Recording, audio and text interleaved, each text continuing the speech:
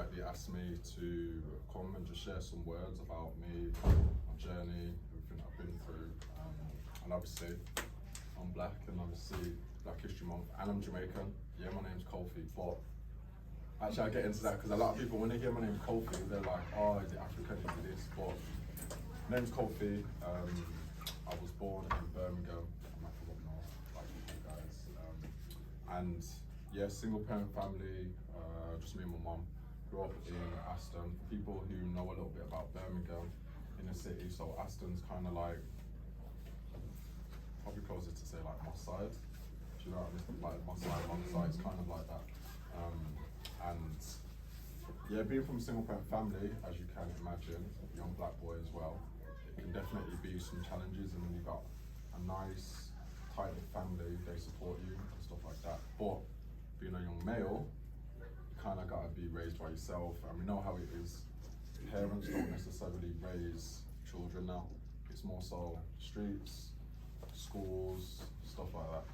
So I wasn't necessarily a bad child, but you know them children that are cheeky, that have got something to say back all the time, they need to get the last word. I was that child. But on the flip side, I'd get kicked out of every single class, but I'd finished all the work, the extra work and the extra work. So when parents' evening come, it's more so like, he's a nuisance, but what can we do? Because I'm gifted and talented for everything, but he's disrupting the class. And by disrupting the class, the overall performance of the class is dropping. So it was that kind of thing. And being a young kid, being like 10, 11, 12, you don't really understand what's going on. Do you know what I mean? You're going to parents' evening and you're ready to kick off, because every minute you've been kicked out, teachers are trying to embarrass you, stuff like that. And for me, it was really hard because I didn't understand. And then every minute your mum's getting a phone call, and then it's make sure you're at home when I get in. And being a kid, you're like, oh, what have I done? But now I'm older, I don't have kids now, but now I'm older, I understand the How old are you? 31. I turned 31 in September. So that's when I found Mr. Thompson. So leading up to that, my mum tried to get me into everything. I've always been a kid who's loved art, sports, music. I used to play drums for my mum's church, was really into it. I used to do all the services. Got bored of that, 2 years, didn't want to do it no more. Did swimming for my region, got really good, got bored, didn't want to do it anymore. Karate, Kung Fu, got really good, got bored, didn't want to do it anymore. Now, as a parent, when you're not really raising your children like that, you need to keep them in stuff, especially as a young black kid, because you just get up to mischief, you just want to hang on the street, you want to hang with your friends, you want to do X, Y, Z. So my mum did a great job of anything that I was interested in. She was like, okay, let me nurture it. My best friend at the time, his name was Reese, he loved basketball. I wasn't really bothered like that. He used to play basketball all the time. But the thing about Reese is he used to suffer with fits. So he had like epileptic fits. So we would be outside playing, not like these kids now. These kids don't go outside, they don't play out, they don't play knock doors run, they don't do nothing. Obviously I'm talking like I'm old and that, but I'm not old, you know what I mean? But we used to finish school, immediately change clothes, out playing. Got a young £1 in my pocket, if I'm hungry, I need a drink, I'm going to chip shop, getting sweets. I'm not coming back in the house, because once you step back in the house, mum or nan's not letting you back out, you get me? Unless you go to your friend's house, their mum's cool, you get a young drink through the window. Anyway, there was a number of times like we started to get poorly, so we'd be outside playing and he'd randomly start having fits. And being like 10, 11, you don't really understand that. And it's just like, remember, we're not like these kids now, we're not running around with iPhones in our pocket. One of us might have had a young 3210 Nokia, like back in the day, but a lot of us didn't have phones, so we'd have to knock on doors, get help, ambulances, and because we didn't really understand, and they weren't really talking about it like that, we didn't know what was going on. So time used to go on, I used to go to the park with Reese, he loved basketball, I wasn't really interested. And then there was one day, he suffered a fit at home, he was in the bathroom, locked the door, his mum and his sister went out, he had a fit, hit his head, died. He's like, I think we're like 10, 11 maybe. I didn't really understand anything. All I know is I'm knocking for my friend after school, we're playing out. Then my mum's got told, my nan, then I've been told. So I didn't really understand, and it always hit me because I went to his funeral and he had an open casket. And my mum was like, do you want to go down? And I was kind of like, I don't know, but I want to see my friend one last time. So we went down and he was cold. He looked exactly like Reese. His hair was still like curly and wet. It was like Jamaican India. And there was a basketball pillow in his coffin. And that always resonated with me. And I was just like, huh. Anyway, time went on. He was a little bit lost. Then this is when I found my mentor, Mr. Thompson. He was like, he's my height now. So I'm like 6'5". And I was young, I had cane rolls, I was really good at school still, but I still felt a little bit lost. Mr. Thompson, he was like a gentle giant, you know, them tall guys who were just super relaxed. And being in the hood where the school is, he was a lot different to all the teachers. Now, in primary school, especially in the inner city, a lot of the schools employ teachers who are not from the area. A lot of them are 21, 22-year-old graduates coming into the hood where they're not from, dealing with children who they've never interacted with, and they're just having to be around. And at that time, we didn't have a lot of male teachers either, let alone mentors. Mr. Thompson, he must have noticed something in me because he used to walk around class or like through the hallways and he'd always see me kicked out of class. And he's, what are you doing? I'm like, oh, I got kicked out. So obviously, as a behavior mentor, he's going to find out why I'm always kicked out of class. So he'd go in and then he'd be like, so what work does he have to do down in the center? Teacher's like, he's got no work. So Mr. Thompson's like, it's not adding up. There's all the other kids that are getting kicked out. They're getting kicked out immediately because they've got behavior issues, they can't do the schoolwork, this, that, and the other, but I've got none. So he's sort of like, well, what do you want him to do in the detention center? The teacher's like, I've got nothing for him. Make something up. So he's also like, something's not right. My mum's getting called all the time. And even he started mentoring me and talking to my mum and explaining to her what I'm saying. So when you're 10, 11 and you're saying, I got kicked out of class, I've got no work to do, I'm chilling. Mum's like, what are you on about? There's always work to do. But it took Mr. Thompson saying, no, on a real, there's nothing for him to do. And you can't tell a 10, 11-year-old who's in a class full of all his friends, sit down and be quiet for 15 minutes and don't talk to no one. Just non-realistic, do you know what I mean? Mr. Thompson one day found me outside in the playground and we just got new basketball hoops. I didn't really like basketball. The last time I had any relation to basketball was with Reese. So I really didn't want to play basketball, do you know what I mean? But I didn't like football either. Mr. Thompson gave me a basketball and I was about to boot it over the fence. So I was like, what do you want to do with this? And he was like, just throw it. So I underarmed it, it went off the backboard and went in. And at that time, I think I was super frustrated about something that happened with one of my teachers. I think we got into it. And then every playtime now, after that, we'd go to that one basketball hoop and he'd have the ball, everyone else would play football, do what they're doing. And me and him would just, each day would start to go from underarm to, this is how you hold the ball, put your hand like this. And now every time I see him around school, he'd have like little printouts, little basketball things for me to like look at. So slowly my love for basketball is growing. And also, I'm finally starting to have something that you can kind of dangle in front of me where it's like, yo, no one else plays basketball in the school, you've got the hoops to yourself. And being an only child, I don't really like being around people like that anyway, do you know what I mean? And in my house, when my mum works full time, I've got a house to myself. Because she comes in late, and being an only child, I'm very happy by myself. So when you're in a school environment, surrounded by hella kids, teachers, people everywhere, you don't really like it because your social meter is naturally low. But then with Mr. Thompson, because he was super calm and had a way about him, and at this time I didn't like men either.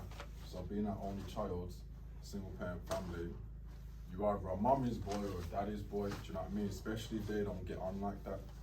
So obviously I'm team mom, this is my gang, so I don't really like men, do you know what I mean? And the only really the only men that I'm interacting with are men when I'm in trouble, if anything. So really, I don't like them, especially at a young age, because you've got low-key behavior issues. People don't understand you. Only time you interact with men, you're being told off. When you interact with women, it's nurture, it's love, but they're also telling you off. So at least you get in both sides. You did not have like any like uncles or granddad or anything like that around. So how was you with them, if you don't mind me asking? Yeah, I had them, and it was cool, but still, you're mischievous. Yeah. You know what I mean? You just want to have fun. You're not bad, but if you don't curb the mischief, you're just gonna run ragged. Do you know what I mean? So and because I live with my mom and my aunties and all that are super close. My nan used to pick me up from school, so I'm really surrounded by women. So like I love them. And with my uncles and stuff, I wasn't seeing them that much. So then when I met Mr. Thompson, I was super anti. Didn't like him. I was a bit standoffish, but he had such a calm and a way about him. It just made me feel comfortable, and it was new for me. I was just like, because you should, towards black males, when you're a young black male, that's what you're looking up to. You should, if anything, have positive feelings towards them. And then all the other black males I'm seeing in the hood aren't doing the best things either. But what I'm hearing from my mum and my nan and aunties, don't be like them, blah, blah, blah. So it's a little bit of a pulling, it was tough. Kofi, can I ask you something? With regards to your aunties and your mums, did they say anything positive about black men? Yeah. Right, okay. Definitely. They definitely did, but I weren't trying to hear it because that's just words compared to what I'm dealing with. And to be honest, it wasn't just black men, it's males in general, because in the hood, we ain't got no female police officers because they used to get violated. So it's a lot of male white police officers that I'm having to deal with. And I'm really getting in trouble with them and running my mouth, and you know what I mean? Like, there's no way at like 10, 11, 12, I should know what an IC3 male is. Do you know what I mean? Like, you shouldn't know, but I knew. Anyway, time went on with Mr. Thompson. I'm starting to fall in love with basketball now. Now, anytime I'm thinking of running my mouth in class, can't play basketball at lunchtime. I'm like, now, like, I'm gonna tell your mom. So don't think that you can't play basketball at school and you're gonna go home and play basketball. Nah, you're not doing any of that. So now I finally had something that I loved that could curb my behavior and mold it in a way. Said to my teacher, one of my teachers, I want to go to America. Now I'm surfing the computer. Lunchtimes, there's times I don't even want to go outside. I just want to look up NBA because it's just a new thing. And because it's not on TV like that, and other than at 2 in the morning, I'm having to really like study on a computer. So I'm falling in love with it because I can't get too much information. So it's always dangling a little carrot for me to like learn more. Because you don't know what you don't know till you realise, do you know what I mean? I said to my teacher, I want to go to America one day, and he was like, what makes you think you can do that? You can't even play for England, you don't play for England. And I was just like, I didn't actually process that to get to America, what I'm seeing on a computer, I need to be one of the best players in my country. Didn't realise. And I was just like, I don't know, kind of like, I think someone's gonna do it, so why not me? Do you know what I mean? Like, why not? I'm not saying I'm gonna do it, but I'm also not saying that I'm not capable. I just kind of left the door open. And then I said to my teacher, I'm just gonna break it down. I don't know if it was naivety, if it was cockiness, I'm not actually sure, but getting to America and where I wanted to go actually didn't seem that hard. I was like, I'm just gonna become the best player in my school. 3 of us playing out. It was me, and then 2 other people saw that I used to hoop, so they're like, well, I want to play, so I might be the best player in my school, then the best player in my area, not that many people hoop there, then best player in my city, region, then I guess I'm going to be good enough to be one of the best players in my country from one of the best players in my region, if I put the work in. Then one of the best players in my country, I'm definitely able to go to America. I just kind of broke it down in the simple steps. And that's why I say it might have been naivety, because I didn't realise that with each step, so much was to come with it. But not everything has to be difficult either. Did all that, 14, got England call up. I'm like, alright, cool, I'm the man. Got there, got cut, and I was like, what? Because I've got that Birmingham attitude as well, where, you know, like Londoners, feel like it's the only city in the country. Birmingham's kind of, we got it on a smaller scale, but that's what we're on. Do you know what I mean? So when I went to England trials, it was like, who are these kids? I don't care about these Londoners. I definitely don't care about these hoopers from like Lancashire and Manchester. I ain't trying to hear that. Kofi, can I just tell you something? These guys we all know about guys from Birmingham who come to Preston thinking that there's something. Yeah, it doesn't surprise And me. the women over there used to clock them. Wow. Why are you saying the women over there? It don't surprise me though. Nothing wrong with the Birmingham man. Nothing wrong with the Birmingham man. Nothing wrong with them. He's bloody fully Yeah. brilliant. Nothing wrong with them. Nothing wrong with them. Nothing wrong with them. And then I got cut, and I was like, bro, I was like, I'm just gonna make the team next year. So I was like, I'm just gonna make the team, and then I'm back on my track. The next year came, I didn't even get a call up. So now I'm not even trying to. Now I'm like, okay, I'm gonna make it by under 16s, but I'm not thinking, oh, I want to make it under 16s because I want to be on the team. Now I'm on, I just want to make it by under 16s so they can ask me to be on the team so I can say no. That's what it got to. And I was like, I'm just gonna keep grinding, and because I'm kind of like, you know, them horses that are like this, I'm like, the only thing that matters, I'm in the garden just preparing, I'm playing against people who were at trials 2 years ago because I want to kill them just for the disrespect so I can say no. Finally I got a scholarship to America when I was 17, 18. Went over there, remember this has been my dream now for like 7, 8 years. Got there, culture shock, couldn't believe it.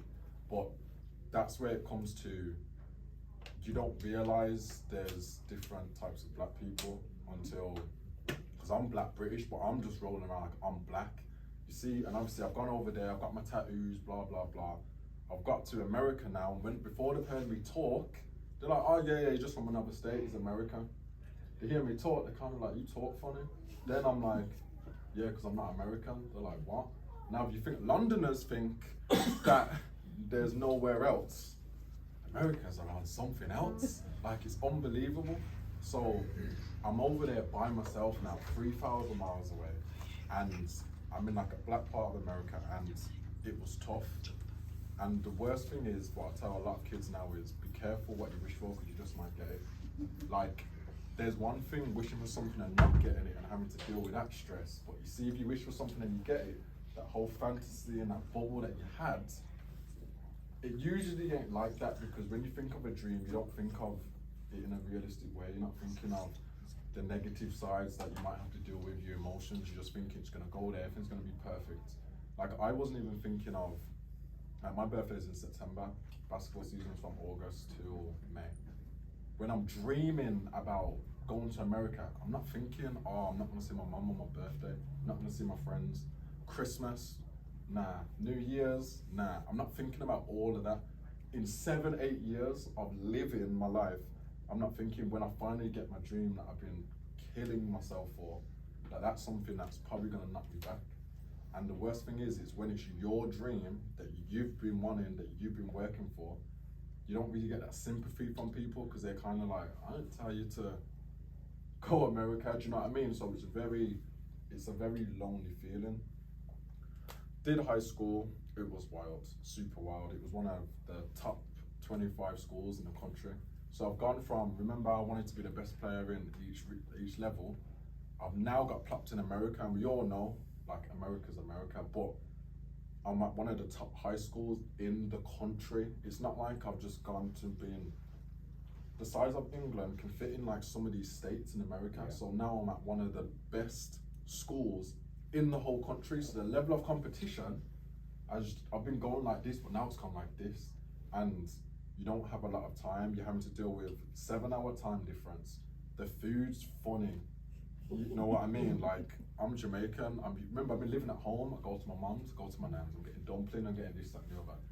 I'm in America by myself now. I got to feed myself. I got to cook. I got to this. I'm very independent, but I didn't know how to cook mutton. You know what I mean?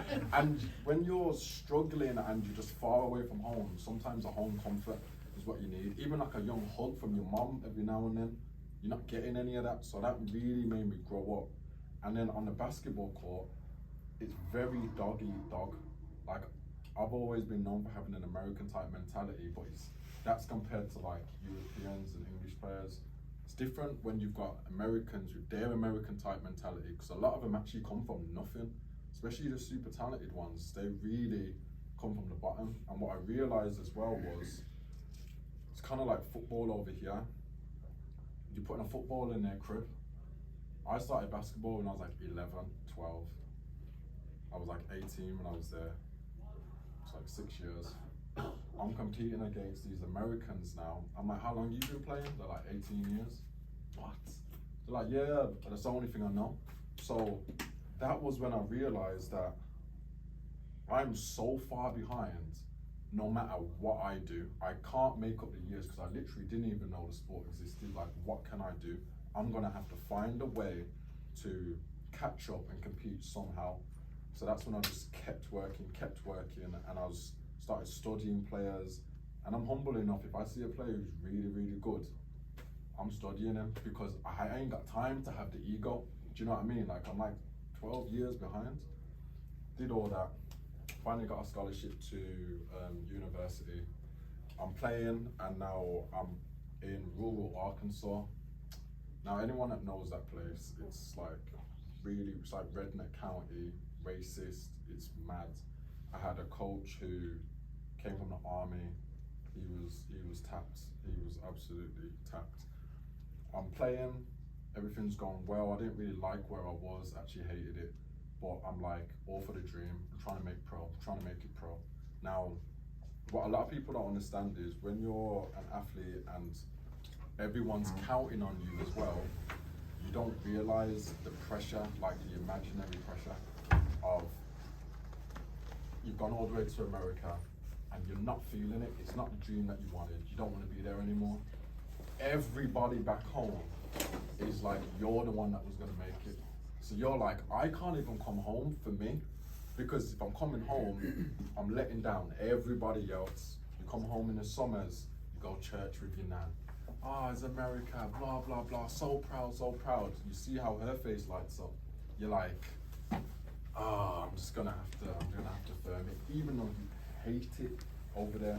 Same with your mom, you're all over the news, she's so proud. The level of pressure that has on you when things aren't going perfectly, just weighs you down. It's kind of like a drip on like a mountain. It doesn't look like it's doing anything, but you see, after a lot of time, it just breaks you down, it starts to mold you, and it starts to affect your performance. There was one time I was playing, doing really well, and I just managed to find a way to just crack on with things. And I was in a game, went for a dunk, a guy undercut me, I landed, put all the weight through my hip. Didn't realize that I'd broken my hip. So I've broken my right hip now. And remember how I said my coach was crazy? I couldn't walk, I couldn't do anything.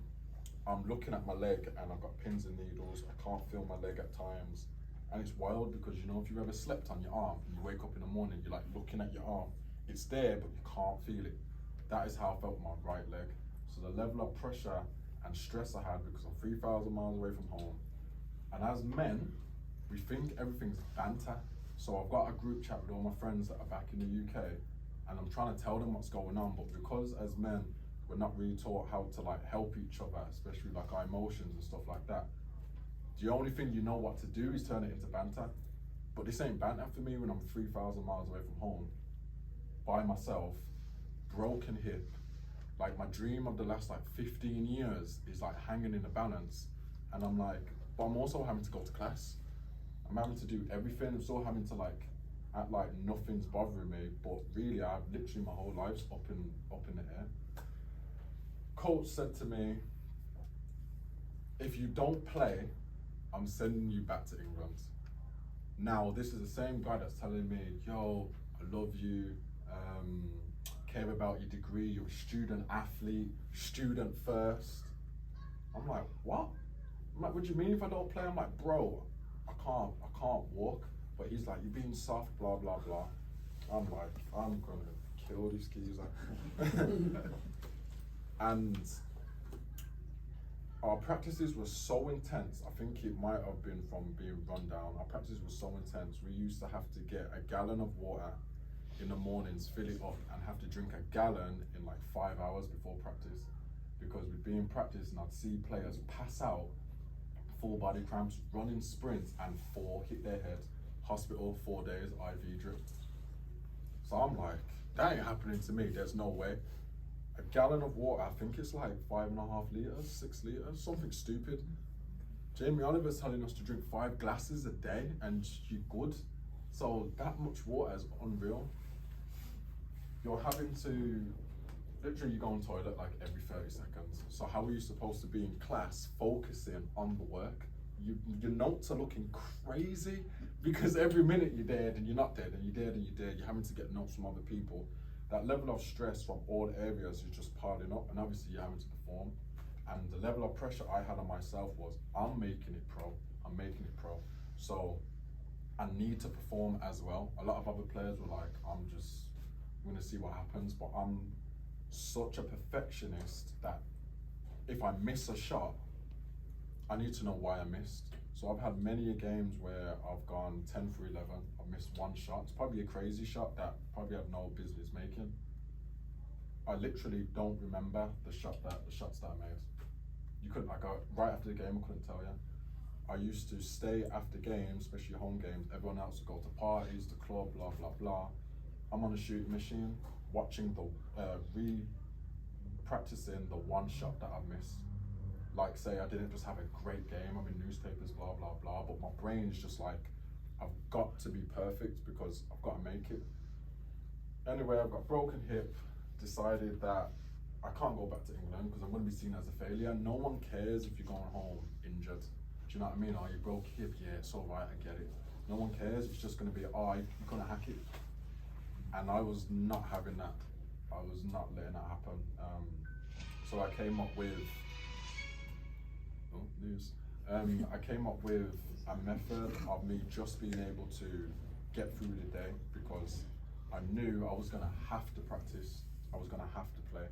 So I would break into the training room and I'd have 2 ice baths every single night.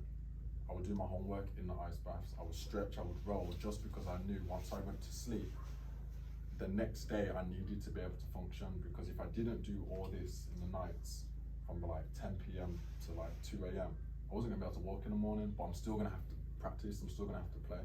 And outside of my coach telling me that I'm needed to play, blah, blah, blah, the pressure that I put on my own self, that I know I wanna make it pro. So regardless of what he's got to say about anything, there's gonna be a time I'm graduating or I leave and it's just me. So I'm gonna have to make sure for myself, I'm in the best position available. Did all that, did 9 months of rehab, got healthy, back playing, feeling myself. And the thing with breaking your hip is, like having a big surgery, you don't trust yourself anymore. Like, you trust yourself to walk. I trust myself to go for a dunk and land. But after breaking my hip, now and having surgery, now I've realized I'm not indestructible no more. Do you know what I mean? Like, my confidence is a little bit, so it took so long for me to like trust it, to feel pain in my hip, but understand there's a good type of pain and then there's a bad type of, is there actually a problem or is it just healing and getting stronger? Did 9 months, got my confidence back, feeling myself, playing in a game, turn, sutures went, felt them pop in my hip. I'm in the game and I look at my leg and everyone's playing and it's like 5,000 people in there. Everything stopped, everyone went quiet. I looked at my leg and I couldn't feel my leg. I could feel the sutures that were in my hip. I think I got like 8 of them, like 4 of them just popped and I couldn't feel my leg. And I was just like, man, because a part of me was like, I don't even know if I can go through this again. But the thing is, all the thoughts are coming at me all at once. But there's 5,000 people and the game's on, but because I've stopped, it's like, yo, what's he doing? Do you know what I mean? And then I've looked at my coach and I've waved him down and I've waved at my hip. And he was just like, and I was like, and then I just walked off and I just sat on the bench and I was just like, this is insane. Because now I'm thinking, is everything I've done been for nothing? Because I've gone through the surgery, which I was scared to have. But bear in mind, I'm on the other side of the world by myself. My uncle from Florida, he came with me for the surgery. I did so much work to get back. I'm talking 5 a.m. in the pool, 7 a.m. Training room, 8 a.m. class, midday weights, 1 till 3 class, 4 till 7 training every single day. And the level of loneliness in that is because none of my teammates are injured. They're still with the team, they're traveling, they're playing games away. I'm having to do just me and the trainers. I'm getting along with the trainers for like 8 months. Now I'm like, oh my God. Had another decision to make as soon as the game was done. So, and obviously Americans, they're quick to jump in and give surgery. They're quick, especially when you're an athlete. They're not like the NHS over here. Oh, we're gonna wait 2 years, see how it is. Nah, they're like, you're an elite athlete, you're hurt, you need surgery immediately, because the quicker you get surgery, the quicker you can get better. But then the surgeons are kind of like, in the same place? Didn't you just, do you know what I mean? Even I'm like, what? Time's gone on, and probably like a couple weeks, so I've had to have an MRI. Now anyone that knows an MRI, this is where they put a needle in the area and they inject ink so that they can actually see what's going on. Hip, that's in my hip socket, so all this area is like all the way in there. I've gone to the doctors. I'm lying on my back. The nurse has put the needle's probably like this big because it's got to get into my hip joint. She's put the needle in my hip now, and she's looking at me and I'm looking at her, thinking, okay, this is fine. She's trying to push the syringe, like the ink, the dye, into my hip, but it's not working, her thumb's shaking. So I'm like, looking at her like, what's the problem? She's pulled the needle out. I'm like, oh, the numbing cream's wearing off. She's whispering to the doctor. Now, you know when this is happening, you're like, something's not right. She's put the needle in again, a different one. She's put the needle in, and now she's got the needle, and she's pushing on the top of the syringe with her palm, shaking, trying to get it in, and I'm looking at her like, this can't be right. But now it's starting to hurt because in my hip socket, you can't put numbing cream in a socket, it's just on the outside, you know what I mean? So it's hurting. She's pulled the needle out again. I'm like, yo, don't know what's going on, but like, you're gonna have to communicate now because I'm not under, I'm fine. They've just put a little cream. Did you not scream? Nah, because I you was say just, it like you know, a needle and you say it, and you've not said anything. my hips already mash up, so I'm in pain 24/7. I can't lie on my back because when I can't sleep on my back because my hips messed up. I can't sleep on my good hip because gravity's pushing through the pressure. I can't sleep on a bad one because, oh, there you go. So I've been having back spasms, all that stuff, because your hips are just connected to everything. They put the needle in a third time. Another nurse has come now. She's got her hand underneath my leg, so it's up like this. One of them's pushing the dye into my hip. The other one's moving my hip around so it's got space. I'm in the most pain. Gone back to campus. I can barely walk. What's happened? My coach is, we've got a game as well, by the way. So I'm looking at everyone warming up like, boy, crazy. I didn't schedule the appointment. My team trainer did for my team. Coach, he's crazy. He's like, what you doing? I'm like, what do you mean? He's like, get your stuff. I'm like, bro, I can't walk. Like, what do you mean? The trainer was supposed to communicate, but because the trainer's scared of the coach because he's a madman, he doesn't want to say anything, he wants me to. So I'm just like, what's going on? Trainer sent, the coach has sent my team assistants to get all my playing stuff. He's like, you're playing or you're going back to England, and I believe him as well. But a part of me is like, I need to make it pro. I've gone through so much now, and also if I don't play and I piss off the people who are in charge, I need a second hip surgery. Surgery's like 40k. You can't send me back to England, mash up. Do you know what I mean? Like, and rely on the NHS to get my hip surgery. Unbelievable, not happening. I've ended up getting my stuff, but because I'm so worried about my stats and stuff and my coach is so pissed off, he decided not to play me the whole first half. Then he's played me the second half, hoping that I don't perform well. Overdose on painkillers, ibuprofen, icy hot, everything, because I'm like, I can't not play well because I've done so much to get my averages at a place where agents and teams will be like, oh, he can perform. Because remember, when it's time to turn pro, they don't know you, you're just a name on a sheet. They're just comparing numbers. I have to keep my numbers high. Then they're gonna look at my film, then they're gonna look at my injury history, and it's gonna flag 2 hip surgeries. So as a team who's making an investment in a player, none of us would invest. If you've got 2 players who are similar, as an investor, I'm going to invest in a player who's got no injury history, let alone 2 hip surgeries. Do you know what I mean? And then when you look 9 months apart, myself, I wouldn't invest in that either, because it'd be like, what if I put him under contract, lose the other player and he gets hurt in a week? Screwed. So I'm thinking of all this, but I'm thinking of all this every game. I'm thinking about it walking around campus, I'm thinking about it in games. So I'm now like, I gotta play perfect, have to play perfect. Going under, ended up forcing my way through that game just to keep my stats somewhat. My coach was like, knew he was faking it. MRI came back that same day. His hip is destroyed.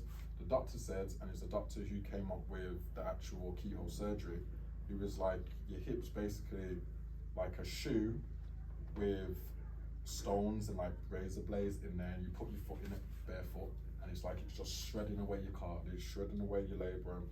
You've got a cracked ball and socket. He's like, it's unbelievable. You're only supposed to get cortisone shots, I think it's like 3 a year. I ended up getting like 3 in like 2 months, which is actually illegal, but there was no way I was gonna be able to walk. I couldn't walk, I couldn't do anything. And the thing about ibuprofen, the thing about cortisone shots is it masks the pain. So you're actually thinking you're fine, making it so much worse. So that is what I was having to do until I could get my surgery. Years went by, and then I was bouncing around Europe, and I finally got my first professional job in Germany, and I just weren't feeling it. I've gone from having to deal with Americans to people who don't even speak English now. So Americans to me is kind of like my second home, because I've lived there like 6.5 years, so I'm extremely comfy. I've even got like a little American twang when I talk to them, because the whole what? I don't want that anymore. Now people don't speak English. I'm bouncing from Germany to Spain to Switzerland to Iceland to Sweden.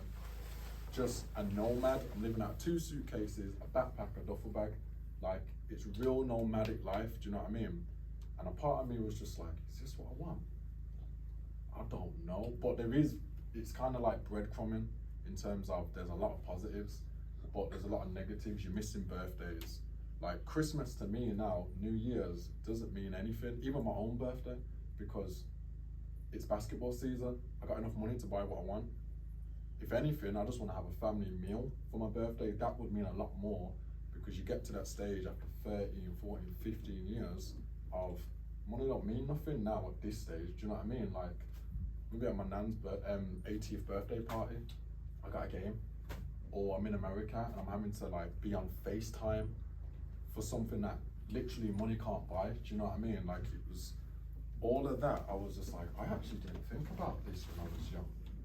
And people are looking at you kind of like, bro, you signed up for it, no one told you. Do you know what I mean? So you kind of like, no one understands other than other people who are in your profession, so it's quite tight knit.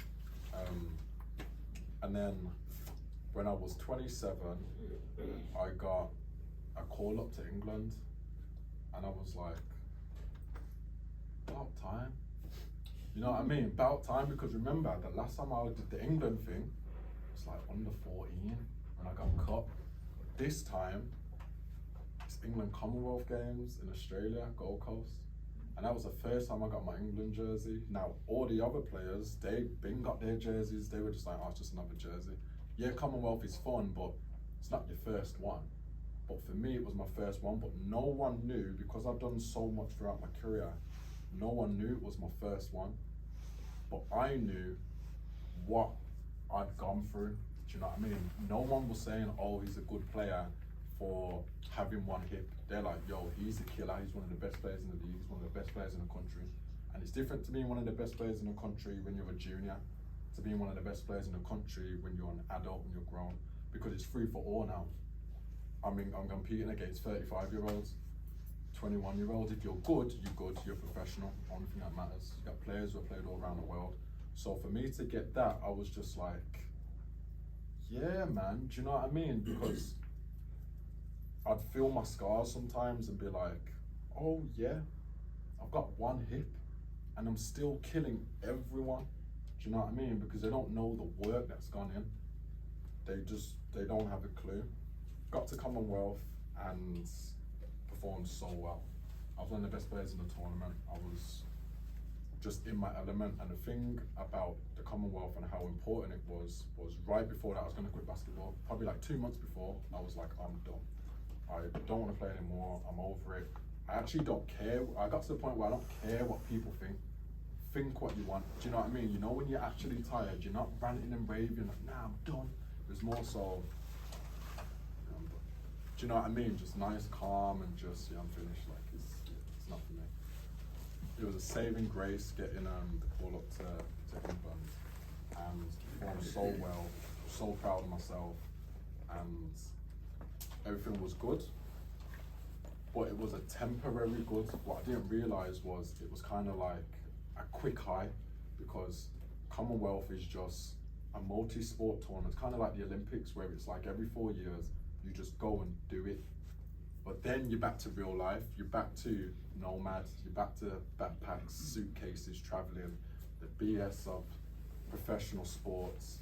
No matter how good you are, you can be the best. You can be the NBA player on a team, but if the coach's son is who he wants to run the show, he's running the show. But then when the team loses, it's you, the imports, who are being fired. Do you know what I mean?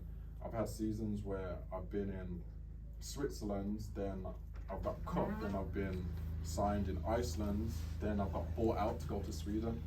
Now, you're just jumping on new teams who have already got friendships and everything, and you're like the new guy who's taking minutes from people, and you're just like, this ain't even my choice. And now I'm about to take your minutes, and now your friend doesn't like that. Now he low-key is a bit salty towards me, like we're not professionals. Do you know what I mean? Like little stresses like that you just got to deal with. I ended up playing back in the UK for Worcester Wolves, which is close to Birmingham, and it was going really well, playing super well, and then I was just stressed, wasn't happy, was practicing all the time. But I'm a creative. I like to say that I'm Kofi Josephs that plays basketball, and not Kofi Josephs a basketball player. Because being an athlete, especially when you're like world-class level, people try and box you in. They try to say you're only allowed to be one thing. And for me, I'm like, I'm good at loads of stuff. I've got loads of interests, and the profession I'm in as well, they don't really want you to dive into other stuff because they think you're not focused. You could have a great game, but if you show interest in anything else, it's, oh, that time you put into that, you could put into this and be even better than better. And it's like, bro, I need a life, man. Like, come on, 20 years in, like, let me breathe. No other profession, not even you, the coach, is like that. You go home to your family, you go home and have friends and do X, Y, Z. You want us to just be basketball is everything. And because I'm quite outlandish, I'm like, nah, I'm on what I'm on. I'm doing what I want. When it's time for basketball, I'm doing basketball. But then they try and get smart and overram your schedule, so you ain't got a choice but to do anything else, because it's now team stuff, so you have to be in it. And for me, it just went against everything that I stand for, and I was like, nah, I'm not having it. Time went on during the season, and I graduated with a degree in psychology. So as I'm going through all this mental health stuff as a professional, I already know what's going on because I studied it. But it's different when it's happening to you, do you know what I mean? And one game, I had a panic attack in front of like 2,000, 3,000 people. Now the thing about that is, textbook-wise, you know everything that's happening. When it's happening in real time, you still know everything that's happening, but you can't stop it. And it felt like 3,000 people were like right here next to me, and I was just like, oh my God. Got up and walked out the game, and it was rough. And that's when I was like, your body's now telling you something's up. Before games, I used to get so stressed. I used to think that I was gonna forget all my skills and everything. So we used to have games at 7:30. The team would have to be there at 5:45. I used to get there at 4 and do a whole workout before the team workout, before the game started, just so that I was that prepared. So I'm having 2 Red Bulls throughout the game because I'm that exhausted, like I'm knackered. By the time it's game time, I am knackered. Teams are turning up to the arena and no one's there, just me. And they watch me do a full-blown workout. So in my head, I was like, oh, I'm getting an advantage. Because you show up to an arena and you see someone's getting it in, you're kind of like, oh, he's ready for tonight. Do you know what I mean? And because they know my personality, I'm coming to take your heads off anyway. But now you can see I'm prepared to take your heads off. It's kind of was a good feeling. But after I had the panic attack, I was like, nah, I can't keep living like this because I'm burning the candle at both ends. I'm going to be left with no candle. But then it's just going to be me with me. And the thing with basketball is, professional sports is, it'll spit you out. Do you know what I mean? I used to think it was the destination, but really it's the vehicle to so many other things. And then that's when I started Why Not I, my mental health business. Now, if you remember at the very beginning when my teacher said to me, oh, what makes you think that you can go play basketball? And I was like, why not? Why not me? Now I'm like 15, 16 years later, and I've done everything that the teacher said that I couldn't do. Teacher said I couldn't do, police officers, everyone. Like, what makes you think you can do it? You're the only person in your family that plays basketball. I've done everything. I'm all over TV, I'm modeling, blah, blah, blah. So a part of me was like, I'm meeting kids now all the time. Parents are like, oh, my son wants to do this, but there's nothing around him to help him. People say he's down, he's blah, blah, blah. And I'm kind of like, I'm a walking example now of you can do it. A lot of kids now, because only a certain amount of kids get picked for a team when you're young. I didn't get picked, just like a lot of these kids. It's easy to do the story of, oh yeah, if you make it at every single level, that's great. But what about the people who don't make it? A lot of people quit. But I showed 15 years later, if you keep working, you just make it up on the back end, do you know what I mean? And if you stay working all the stuff that you've learned, to be honest, it's probably better for you that you didn't make it. When you get given stuff easy every single step, I don't really think it's that great because it's not character building. Started my mental health business and I was like, I just need to help destigmatize mental health because not everyone's as open and outlandish as me. Like, I'm on what I'm on. Like, no one can tell me anything. I had a panic attack, I'm human. It is what it is. Do you know what I mean? I'm happy and I'm gassed. I'm happy and I'm gassed. If I'm sad because you're just a human, do you know what I mean? And especially like males and athletes and this, that and the other, people try and not be human, and I was just like, I'm just gonna lead from the front, and if I can be how I am and people wanna rock with that, then hopefully they can spread that. So that's when I started my mental health business, started doing public speaking, started making clothing, started going into schools, businesses, and doing all sorts, and that's how I got to today. Sorry, did you get your, you didn't mention about your support, did you get support when you was over there for your mental health goal? In America, or when I had a panic attack? Well, in America, as a whole, who did you get support from? It was a weird one because they didn't really support me, right. But because I was doing a psychology degree, Okay. it was mandatory that I had to do 5 hours of counselling, and I was that guy. Like, I even went to the teacher and was like, yo miss, like, is there any way I can get out of it? She was like, nah, you can do all the modules you like. You can't graduate if you don't do this, because you can't be in the psychology field and not know or even have a little taste. So I was like, oh. So I went counselling. First 2 sessions, what did I do? So Kofi, tell me about your day. Nah bro, I'm alive still. What, basketball? I'm just want to graduate. I was that guy, and like I literally, because I was walking around with a personal grey cloud.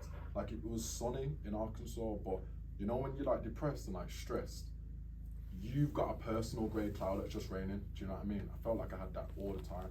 So I was just sitting there and I was like, bro, I've actually got nothing to say. I'm like numb to everything. Nothing even pisses me off anymore. Nothing makes me sad, nothing makes me happy. I just don't care. And then eventually, he was smart. He went to one of my games, and then obviously I'm quite ecstatic at games. I got pissed off in a game, broke a chair, was like, Then I had a session the next day, so obviously my hands all swollen, which I didn't realize it was like almost fractured. But because I was so stressed, I'm doing outlandish things. I'm on TV breaking chairs, but that's not me. Do you know what I mean? I'm super chilled. Counselor was like, "Oh, so what happened to your hand?" I'm like, "Oh, nothing." He's like, "Oh, is that your game?" So, and I saw. But what happened was, do you know what I mean? So now he's opened the can, and I've just gone off about everything. But the fact that I've gone off about everything, he's now got something to work with. Do you know what I mean? And then I actually started to feel like the air was being let out the balloon a little bit, because you're not talking to your teammates, because we're all going through a madness at the same time. And if anything, when we do talk, it's just so we can laugh. Do you know what I mean? Because if you're not gonna laugh, you're gonna cry. So we was just laughing. Kofi, because of the time, can you take a couple of minutes for people asking you questions? Oh yeah, 100%. Can we all thank Kofi for his talk? Is there any questions anybody's got to ask him? You ask me anything, you want? Ask me anything. Sure. No questions, no. Do you still get the depression now? Still be downstairs and you just not recognize it? Yeah, like, I just think just be human, you know. Like, I started, so when I got to the top of basketball and I quit, I started modelling, but I started modelling at the very bottom. And bare people, same thing. "Oh, you're not gonna be able to do, what makes you think you can model, blah, blah, blah." Stuck with it. I'm messaging like uni students, like, "Yo, you trying to do a photo shoot?" Looking at me like I'm crazy. Now I'm doing stuff for like Nike, I'm doing campaigns around the world, blah, blah, blah. Now I'm like, "Oh, I knew you'd do it." But when I first started, hell yeah, like I'm depressed, because you know when you want something and you're trying and it's not working, or you don't feel like it's working, you kind of like this. But then now I'm at like doing really, really well at modelling. So now I'm starting a business. So now I'm back down here again. Do you know what I mean? So it kind of ebbs and flows, but I think it's more so like just management and checking in with yourself.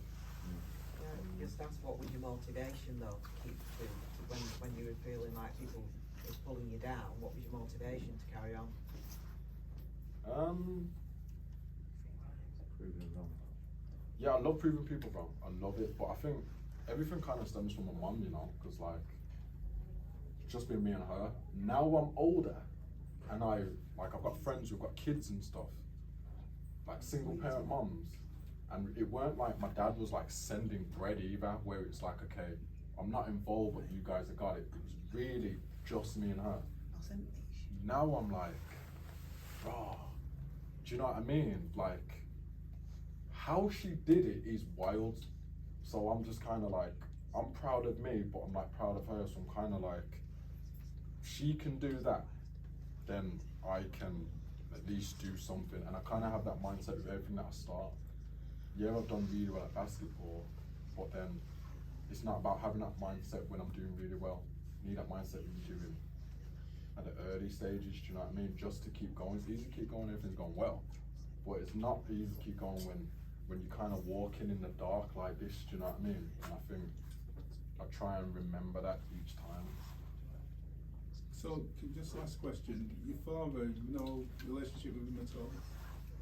Oh yeah, I missed that part out. That was mad actually. Right before, so you know when I said I got a scholarship and I was about to fly to America for the first time, it's like 1 in the morning, and we're getting ready to go to National Express at like 3. We're getting a coach in like 20 minutes. The taxi's on its way. My mum gets a phone call, so she comes in the room. I'm nervous now because I'm about to like leave home. Like I'm nervous because I'm scared, but I'm nervous because I'm going to do my dream. But I'm nervous because I'm leaving my mum, because it's like she's been me and her, leaving everything. And she comes in, and bear in mind, I saw my dad 2 weeks before in London. Hadn't seen him in forever. We didn't really talk either. Saw him, took a photo. My mum's come in, and she's like, how you feeling? I'm like, oh, I'm alright. Then she sat down next to me and she's like, I just want to tell you, your dad got murdered in Jamaica. And I was like, huh? But the thing that was mad is, I didn't know how to feel because she's like, yeah, then the phones rang again. Taxi geezer's like, yo, we're outside. My mom's like, what do you want to do? I'm like, what do you mean, what do I want to do? I actually don't know. If anything, I'm gonna have to keep going with the same original plan because I don't have time to think about anything. I'm sitting on my suitcase to go to America, which I've been grinding for 15 years. What do you mean? Bear in mind, I'm 17, 18 at this point. So it was wild. So I went and I was just numb. I was numb about everything. But right before that though, it was weird because he gave me one of his gold rings. For some reason, he was like, I want to have this. I didn't really want it. But I was like, alright, cool, I'll take it. And I said to myself, I was like, I'm gonna get to the age soon where it's not like he's my dad and I'm like scared of him, but I'm gonna be like, yo, I'm grown. So if I've got questions, bro, I'm asking ya. Do you know what I mean? But I was like, maybe when I'm 20, maybe I'm 21, or because in my head I'm like, I'm 17, 18, but I'm about to go to the outside of the world alone. I'm about to be grown. I can ask this guy anything because I'm fending for myself. So I was just about to get to that, and then it was gone. So all those questions I had, just up in the air. It was mad. Can I ask you just a quick one? How's your hip now? Do you still get episodes? I know more about a hip now than a lot of these like physios and doctors. Because I had to. When you've got a problem with it, I needed to tell them what is exactly wrong. Not, oh, it hurts here. They're like, where? And I'm like, oh, on the outside bit, but it's a hip socket. I can't point to it. I needed to know like the actual like scientific of where the pain is and what's going on, because a lot of the time, because I'm bouncing around the world, I'm having different doctors, different this, different that. I need to do my own maintenance and not rely on other people. Do you know what I mean? And when I'm not in season, I need to make sure that I'm healthy because I can get a phone call at any time.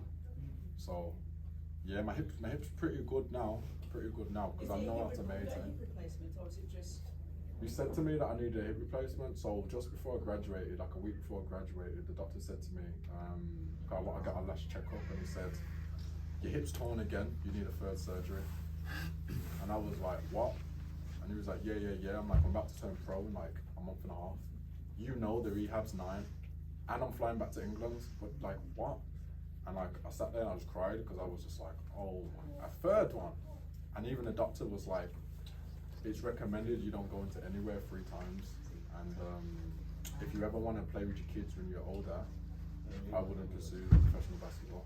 So I was like, I've got a decision to make. So I got it. Kofi, thanks a lot. Thank you. Did you say you're going to be replacement? Oh no, I'm probably gonna get one. Yeah. Yeah. Hip replacement's a very topic at the moment with.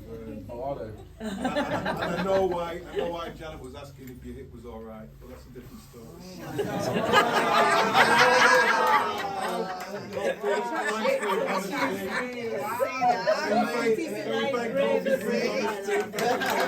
Wow.